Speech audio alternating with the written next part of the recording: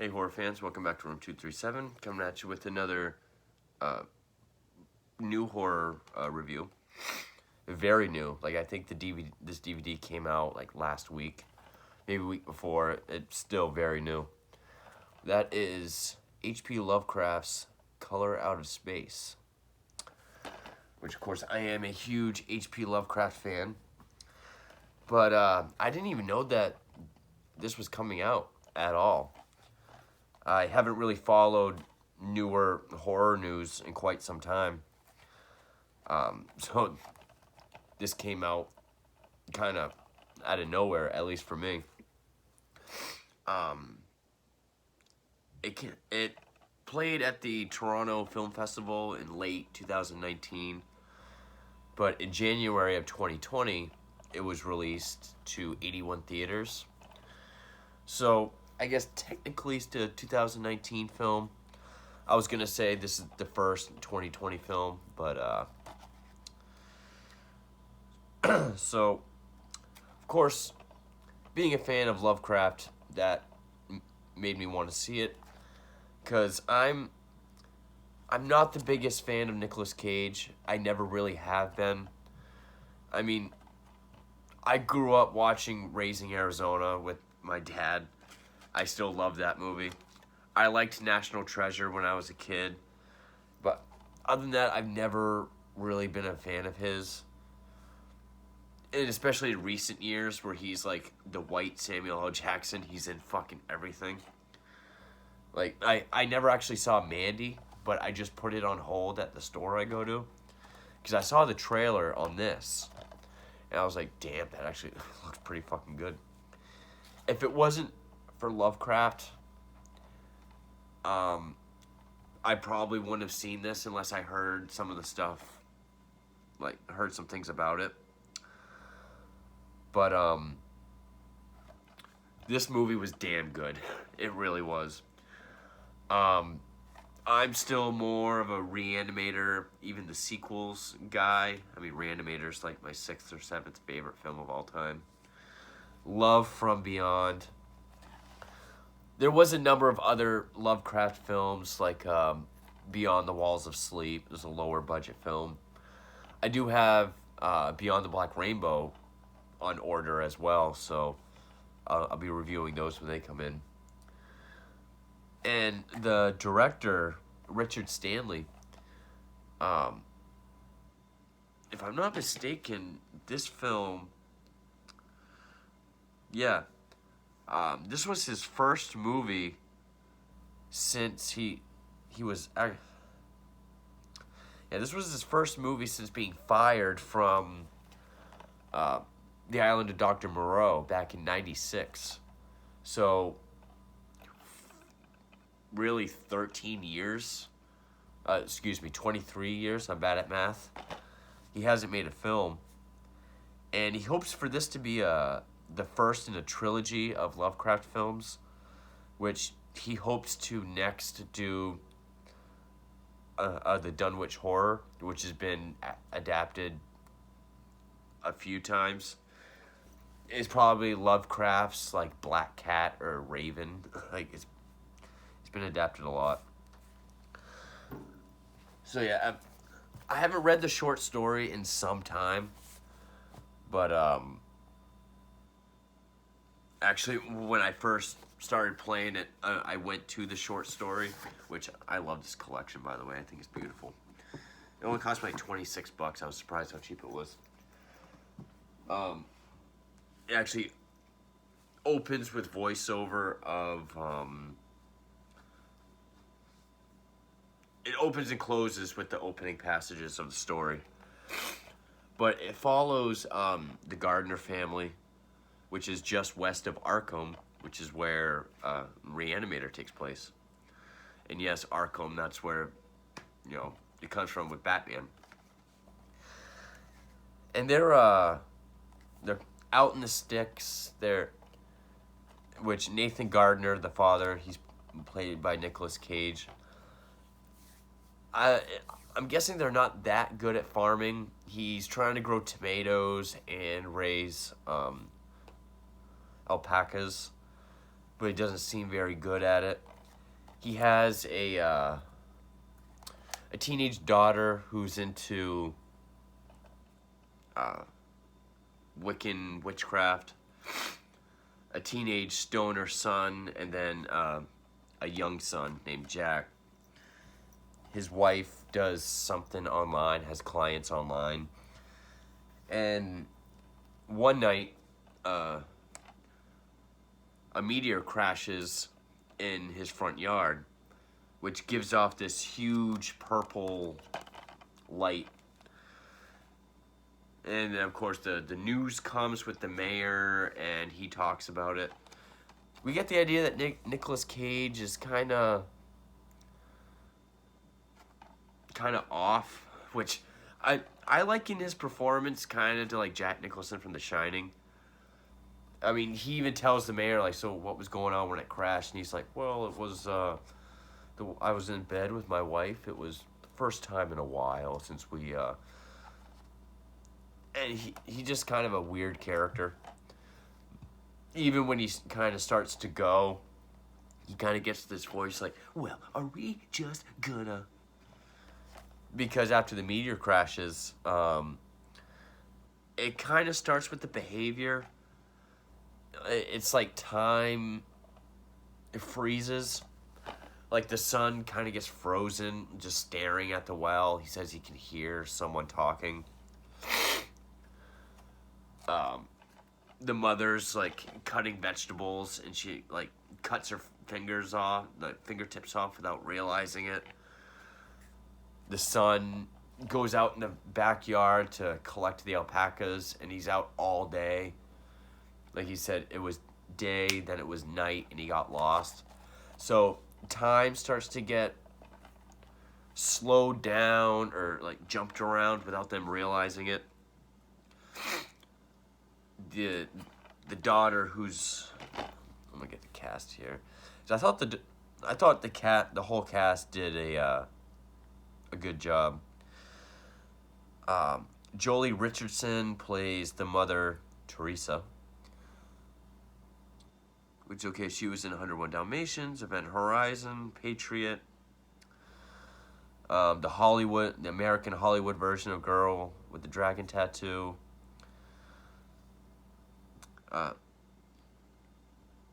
Madeleine Arthur plays Lavinia, the daughter. ABC's The Family, Big Eyes, The Killing, Tomorrow People, and Supernatural. She goes to clean the knife that the mother cut her fingers with. And it's like she starts zoning out, and then the sink is like full of bloody water, and the Wi-Fi is fucked with. The signal for phones are fucked with. Animals are behaving weird, and like the dog runs off. And Nicolas Cage is becoming sort of like Jack Nicholson. He just has these fits of rage where he even he comes home with the mother from the hospital for her fingers, and they see that the young son is outside in the cold in his pajamas where he's been staring at the well all day. Because, that's when time was frozen for them, or time was messed up with them. And he just gives them shit. It's just like, you know what? Like, almost sounds like he's trying to do like a angry Trump impression, which, being Hollywood, I wouldn't doubt. But he's like, why don't you just get out of my fucking sight? I'll save you the trouble. I'll get out of your fucking sight. It kind of reminds me of that scene in The Shining when Wendy, tells Jack it's supposed to snow, I'll bring you some sandwiches, and it's the whole when you come in here and interrupt me, you're breaking my concentration, you're distracting me. And it all leads up, eventually, we see like a praying mantis that's mute. It's purple, it's kind of mutated. The CGI is actually impressive. You can tell it's CGI, but I'd say it's well done. I mean, when it's something cosmic and really otherworldly like this, I can kind of forgive the CGI. Even though some of the stuff we see later has been done practically, like, I mean, is I can't really say reminiscent because Lovecraft, the story came first, but the effects anyway. It's reminiscent of like John Carpenter's The Thing, or even like Stuart Gordon and Brian Usna films of H.P. Lovecraft, like the Reanimator films, From Beyond. It's not Lovecraft, but Society from '89. When we see this ray of purple, also Tommy Chong is a nearby hippie. And then we have this one guy, Ward, a younger guy. He's played by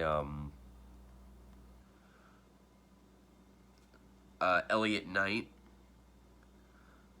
who was in Once Upon a Time, Life Sentence, and this. He's the hydrologist because he believes something's wrong with the water, and everything starting out stems from the water. Like, we even see Nicolas Cage, which he starts getting... there's a scene where he's in the shower after he gives the daughter shit. And there's, like, this gelatinous thing in the drain. And when he picks it up, it sort of, like, wraps around his hand. And so then when we see him, he gets these horrific, really dry red rashes all down his arms. And he takes ice, and we see little purple traces in the ice cubes. So it kind of starts in the water. But this big purple ray, for reasons, the two sons hear a noise. And this is after the dog. We hear something happen to the dog. So they go out into the barn. And we don't see it in full, but we catch glimpses that the alpacas are... It's like this slick, slimy, mutated version of an alpaca. And then this purple beam comes out, chases them. The mother goes out to help, and she grabs the son, and they're blasted with this ray. Which, when we see what happens, they are fused together in the back, and pretty gruesome looking. I mean, they're reduced to moans and groans, and again, they're all like slick. They got like discoloration. It's very alien looking. When the effects are practical, they do look great, but the CGI doesn't distract from it. And of course, Nicolas Cage is just further getting away. Time keeps, like, I say the movie's disjointed, but not in a bad way. I mean, it's like the daughter will, the older son and the daughter are outside. He hears the dog in the well. Well, first, they bring the mother-son hybrid thing up to the attic. And then Nicolas Cage goes out. We see the alpacas are all joint together, kind of like the dog creature on The Thing. And that's all CGI. The alpaca heads are all CGI. He shoots it. He shoots all of them. So then the two kids left, they're outside. They hear the dog down in the well. Nicolas Cage told them to go outside. So he tries to go down the well to get the dog, but then the beam comes out and they killed him. That's when Nicolas Cage comes outside and he's like, I've been looking for you everywhere. And he like grabs her and talking about being a family that stays together. And I know I'm giving a lot of this away, but because I really enjoyed this film. You know, I'm not a big fan of Cage, and there have been a number of Lovecraft adaptations. Some magnificent, some of my favorite films. Others, not so much. Very much like Stephen King or Edgar Allan Poe. You have great ones and you have lower budget, kind of forgotten ones. But I really enjoyed this film, and I know this DVD just came out. I should have said spoilers. I'm going to say spoilers from here. All right, I apologize, and then, you know, to people who stuck around and haven't seen it yet, but I highly recommend it. I mean, if you're into weird, if you're into anything cosmic, alien horror, like stuff like John Carpenter's The Thing, really trippy shit, Nicolas Cage, Lovecraft, or horror, definitely check this out. Yeah, it came with this cool, kind of, can't really see it as holographic slipcase. So spoilers, but I highly recommend this film. The end is when it really gets, you know, really cosmic. He throws her in the attic to feed your mother. And that's when Ward, the hydrologist, who kind of has a thing with her, like they are attracted to each other. He goes there with the police officer.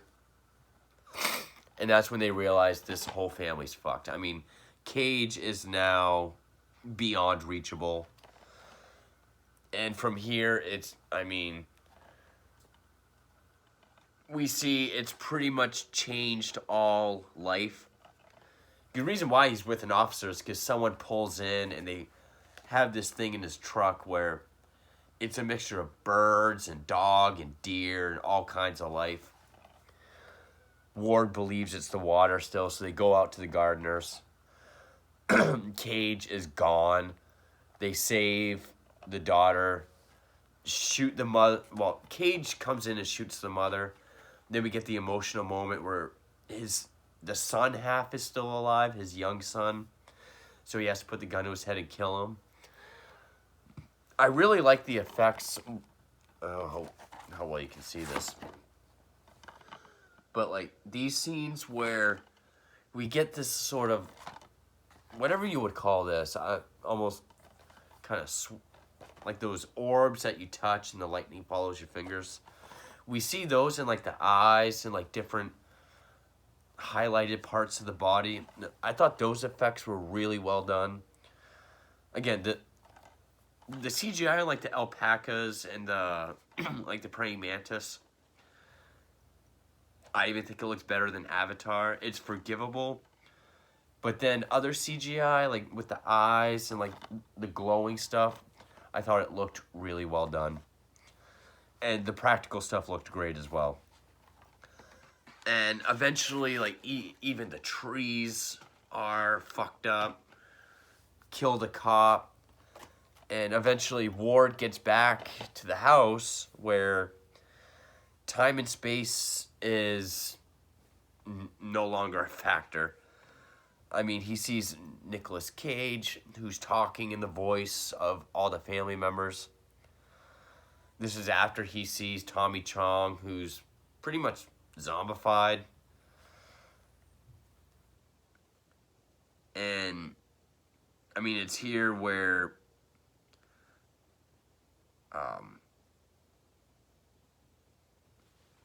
the entity comes down from space and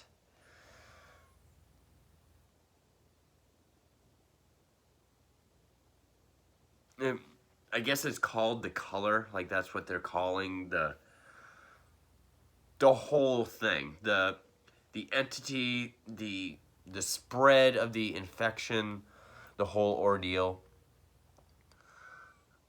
And so time and space is unraveling, and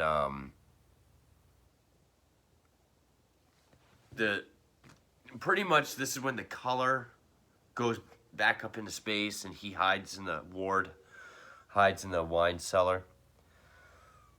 And which doing that, it pretty much destroys the house.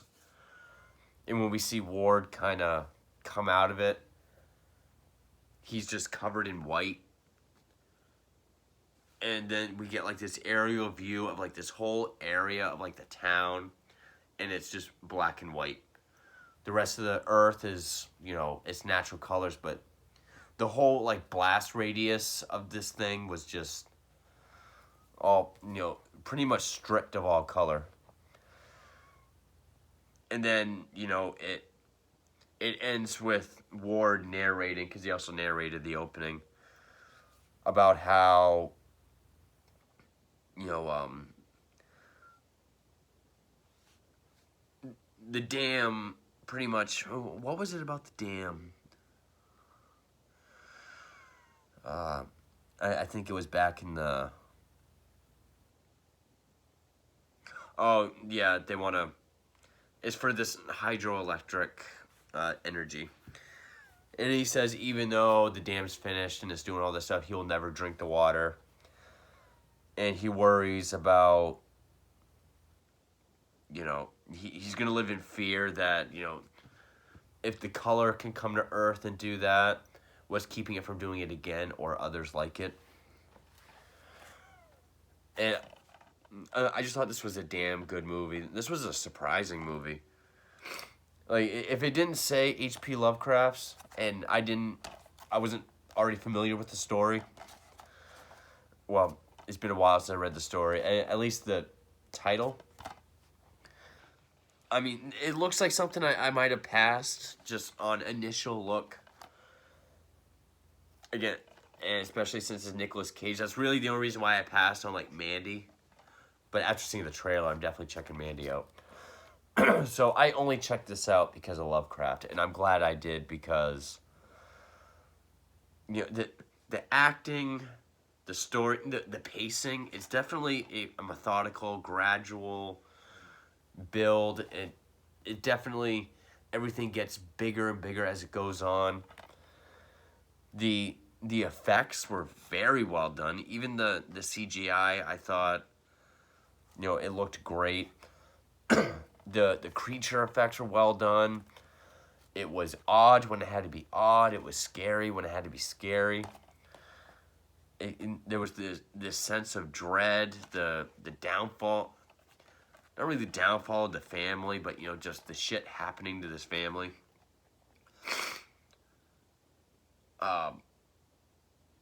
Even if there are movies that I do like with Nicolas Cage, he's one of my lesser favorite parts about it. I thought he did a good job with this. I mean, was he over the top? Yes, but it was in like that Jack Nicholson kind of way where it worked. And I just really dug this movie. And this guy, Richard Stanley, based on this alone, if he wants to do 2 more Lovecraft films, I'm all for it. The guy has vision, execution, and, you know, he's a fan of Lovecraft as well, so he knows, you know, his mother used to read Lovecraft to him as a child, and then she got sick with cancer, and he would read Lovecraft to her in her final years. So he's familiar with the stories. They're sentimental to him, so he takes great care of the stories, on top of his vision and execution and knowing what works and what looks good. So, yeah, totally dug this movie. Really recommend it. I put it up there with Reanimator and From Beyond for the better Lovecraft films. But yeah, Color Out of Space, another solid horror film from last year. Or even if we want to be technical and talk about theater, or like theatrical releases, it's going to be hard to beat that for 2020. I can already tell that, especially with what's already come out. I've been meaning to see The Invisible Man, but I don't know if I'm going to. But anyway, Color Out of Space, it was awesome. Thank you for watching.